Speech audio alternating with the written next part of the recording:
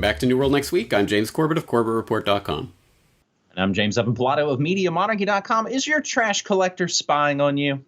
We've got that story, plus still looking for some 9/11 truth. But first, less than 24 hours after formally certifying Iran's compliance with the P5+1 nuclear deal, the Trump administration announced a new round of sanctions against Iran nominally for having a ballistic missile program. This bizarre disconnect between reality and policy was prefaced in the statement confirming compliance, during which administration officials vowed Iran won't go unpunished for non-specific allegations that they are violating the spirit of the deal. The Iranian foreign minister said that the U.S. has been in repeated violation of the P5+1 deal in preventing companies from doing business with Iran. They've repeatedly had to take the U.S. to Joint Commission to deal with and seek redress. They also warned that major U.S. violations could ultimately force Iran to withdraw from the deal, which possibly is the whole likely goal of the Trump administration's moves here in the first place. Now, we grab this article from antiwar.com and we grab it from Jason Ditz as these things are moving pretty quickly. So, James, where does this leave the Iran nuclear deal? It leaves it exactly where the neocons and their ilk have been trying to steer it for years and years.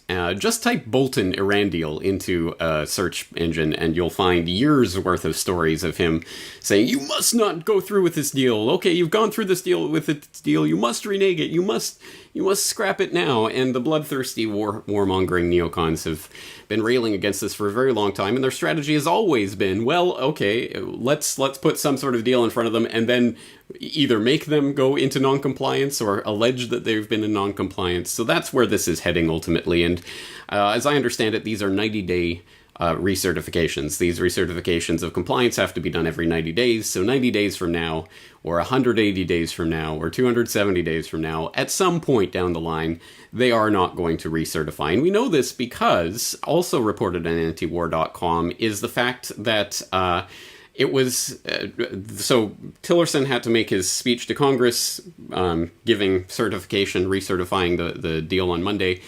Before that point, Trump called it off and said, no, what are our options here? I don't want to recertify this deal. Even though there is not one single thing that they have done in non-compliance with this deal, I don't want to recertify.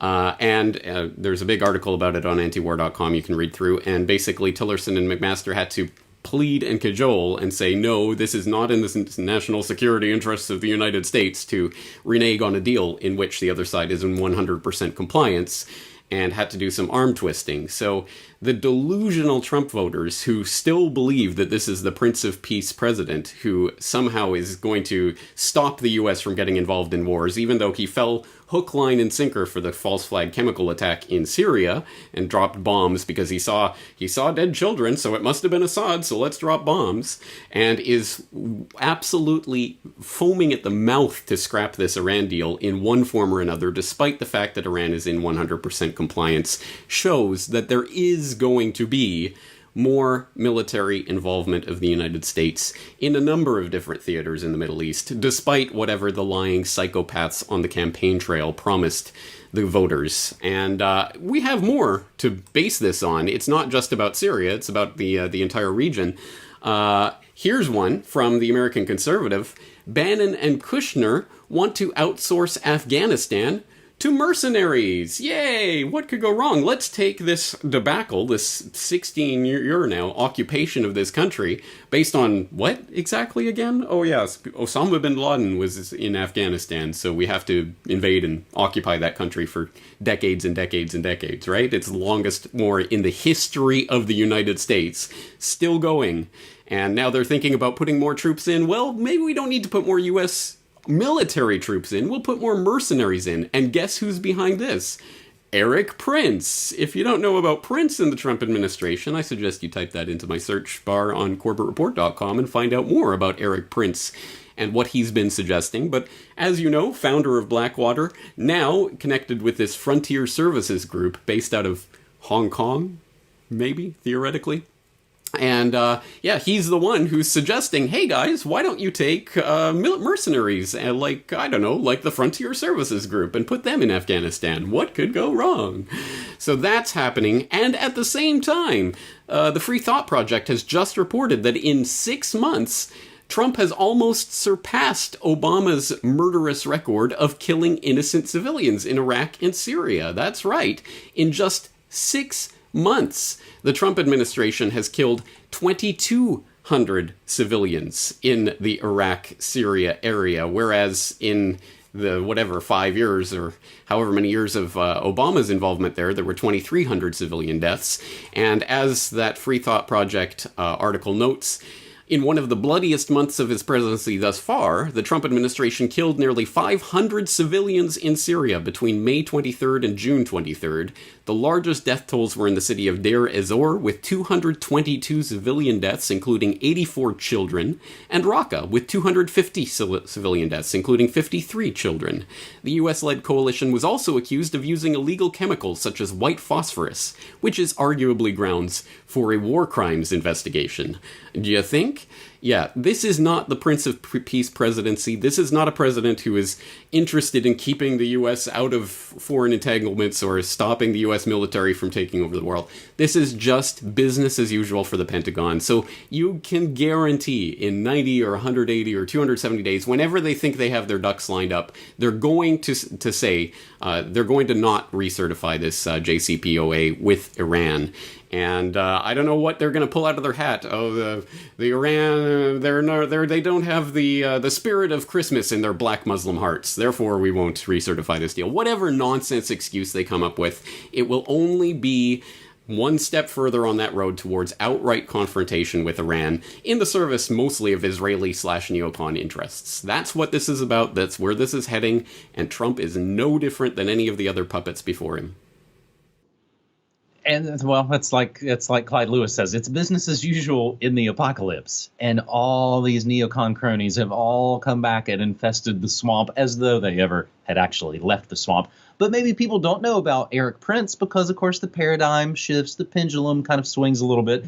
It's his sister that's taking all the flack right now. That's right. She is the head of the Department of Education. So all the cronies, all the people are still there. Sometimes the last names are a little bit different, but if you kind of scratch below the surface, you'll see that, yeah, again, these guys are all chronally connected. So, James, speaking of national security concerns, and speaking of what you said is the longest American war in history, based on Osama being in Afghanistan. And why do we care about Osama? Because he allegedly did 9/11, right? So our second story this week takes us over to the UK via the London Independent as 9/11 survivors urge Prime Minister May to release that suppressed Saudi terror report. Survivors of the 9/11 attacks have written to Prime Minister Theresa May, urging her to make public a British government report into the extent of Saudi Arabia's funding of Islamist extremism in the UK. The report into the significance of the financing of Islamist extremists in Britain by Saudi Arabia and other nations was commissioned by Miss May's predecessor, David Cameron, as part of a deal to obtain political support for a parliamentary vote on UK airstrikes on Syria. See, this is all part of the rich tapestry. Last week, British Home Secretary Amber Rudd said the report wasn't being published, quote, because of the volume of personal information it contains and for national security reasons. Now, a group representing U.S. survivors of the 9/11 attacks and the relatives of some of the dead have urged Ms. May to seize the chance to release the report, even if it's not fully complete. Now, the Independent actually goes on to say, many believe Britain and the U.S. share a long history of promoting and using extremists when it has benefited their strategic, economic, or military goals. This is not the first time that a British government has sought to protect strategic ties with Saudi Arabia by covering up embarrassing or damaging information. In 2006, Tony Blair halted a major criminal investigation into alleged corruption by BAE and payments to Saudi officials after it was decided continuing the probe would endanger Britain's security, the same excuse cited now in the present day in 2017 by Miss Rudd. James, I don't actually put a ton of faith on this actually happening, but sometimes when the little critters are all cornered, they can act out in wild ways to kind of save their butts. Maybe sometimes when the government gangsters are fighting each other, we might win with some bit of collateral damage info that might come out. Is that too hopeful on my part? Well, it certainly is hopeful. It does happen from time to time, you are correct, so we shouldn't just dismiss it entirely, but it is rather hopeful, and I imagine that if this does come out in any form, it won't come out unless and until all of the links to the US government, to the British government, to the Israeli government are expunged and removed from this document. And then maybe they might bring it out. But of course, then what would it actually be except just a paper veneer of a couple of links here and there? No, the real point of this is that when they point the finger at Saudi Arabia, there's at least 4 fingers pointing back at them. And that's why these types of reports are not released or are heavily redacted, etc. As I've talked about many times, the whole Saudi 9/11 story is not exactly a red herring, but it certainly does. If it's just looked at as Saudi Arabia, these guys did all of this. No, you have to look at the links back. And if you do need to connect those links back between Saudi and the US government and 9/11, I will direct your attention to a Kevin Ryan article on digwithin.net. Saudi ties to 9/11 mean US ties to 9/11. And he goes through point by point lots of different points of how this all connects back to the people who obviously clearly enabled 9/11 to happen in the first place, going all the way from al-Hazmi and al-Maidar living with an FBI informant when they came to the U.S., and to Bandar Bush, obviously, Prince Bandar being closely connected to the Bush family, and having his personal attorney being Louis Freeh, the ex-director of the FBI. I mean, all of these crazy connections, the corporate connections with Kroll and Stratisek and Sake and all these corporations that are up to their eyeballs in 9/11, all of these show multiple ties between the highest levels of the Saudi, where the financing and things presumably came through, and the highest levels of the U.S. government that allowed or enabled or helped these events to occur. And of course, none of that addresses some of the core issues like, did the Saudi government wire WTC-7 to go down? No, of course not. So again, I think it misses the point if we put all of our eggs in that basket. But as I say, from time to time, some of this information does come out in a way that we can at least piece the pieces together, even if they never will explicitly do so themselves. So hopefully some crumbs fall from that table, but I don't think that's where we have to, put all of our hopes and energies into waiting for that to happen from on high. So I think it's to continue talking about 9/11. I was actually going to say this back when we were still kind of talking about Trump. We're in, and I kind of realize now, James, as you were talking, we're 6 months now to the day of Trump's inauguration, I believe. I believe it was January 20th. So now we are 6 months exactly later. And I still worry, I think there's probably generally some kind of big terror event kind of waiting in the wings during the first year of any new puppet president's administration, and it kind of realigns everything, and all the previous problems and bickering will generally kind of go away. And so there's a part of me that's kind of bracing for whatever on earth that might be. And I think all of the kind of pre-moves that we talk about here on the shows, once we have the 2020 hindsight of whatever this event may turn out to be, we'll probably be able to look and see, see, they were putting all their ducks in a row, whether it was Syria or Iran or whatever the proxy war game is going to be. So we cover a lot of high-tech ways that the powers that shouldn't be spy on all of us. But for our final story this week, for New World Next Week, episode 317, we take a pretty low-tech way, but it stinks just as much, if I may be so punny. The city of Ogden, Utah, recently joined an increasingly popular program developed by trash collection behemoth Waste Management Corporation, and it's called the Waste Watch Driver Training Program. This article originally coming from the New American. But here's how Waste Management Corporation's website describes the program. Quote, "Our trucks are on your streets every day. Our drivers are familiar with their routes, so they're often the first to notice when something is amiss. As your community partner, we assist local police and fire departments by acting as extra eyes and ears on local streets. Through our Waste Watch program, we provide training to our drivers in what to look for and how to report suspicious or criminal activity to local authorities." According to the local report coming from KSL out of Ogden, Utah, several other cities in Utah have started the program the same week as Ogden. They just kind of seem to be the front man for it. Joining a claimed 270 other communities nationwide that are participating in the Waste Watch Driver Training Program. So what is in this fantastic training program, you ask? Well, KSL says, quote, "The workers watch a 15-minute video explaining the do's and don'ts of helping keep watch in neighborhoods they serve and how to report an emergency," end quote. James, there's also a bit of suspicion that city waste management companies have been installing automatic license plate readers in garbage trucks. I've got a story from Blacklisted News going back to 2015. Police and Homeland Security using 200,000 garbage trucks to spy on the U.S. So pretty obviously, whether it's the border or the doctor's office or online, everywhere, everything, all the time, it's pretty much total information awareness.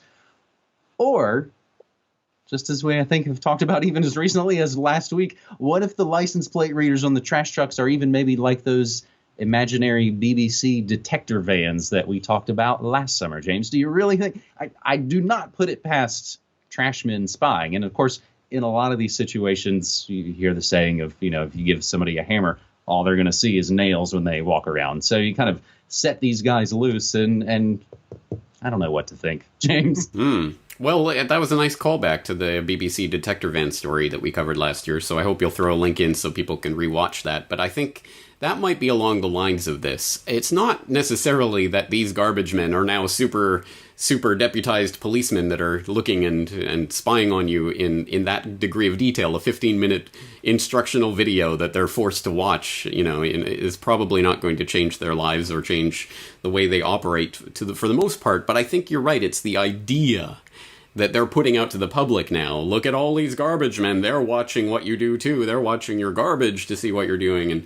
And you're right. It's the doctors and the lawyers and the computer repairmen. Everyone spying on what you're doing secretly for the government, right? And it's this idea of either outright deputization or secret deputization. And if people don't remember the InfraGard idea program that is still in operation today, they've deputized tens of thousands of people in the private sector to work for FBI/DHS in spying on the public and reporting on suspicious events and all of that. Again, it's the idea of kind of deputizing everyone as a way of drawing them all into this homeland security concept. It's not a homeland unless everybody's on board and everybody's spying on everyone. It is the Stasi, East German police state, and that is absolutely the model that they are explicitly working on. If you look at the creation of DHS and the people who were involved in that, absolutely, they were explicitly looking at the East German police state. But that's what they're doing, and they're trying to make everyone part of this and bring everyone on board. And it's the idea that everyone is watching you at all times, that they're putting out there with stories like this one, that I think is probably more important than what any individual garbage man is doing on his daily rounds. Maybe it boils down to that sort of fundamental and almost ancient idea of the panopticon. I'm not sure if I'm being watched. I think I might be being watched, so I'm going to act like I'm being watched, and therefore everybody censors not only what they do, but then they start to censor their mind, and then we're in, of course, complete dystopic land. So that's a hell of a way to wrap up this New World Next Week episode. In closing, we discuss, I think, a lot of the stories here before they kind of hit prime time. James, I think you can look now and see asset forfeiture finally in the mainstream news right now. So I'll put out to people right there, if you find these shows helpful, we hope that you will help us out by supporting our independent, non-commercial work. James. All right, let's do it again next week. James, thank you for 3 great stories. Thanks, buddy. Take care.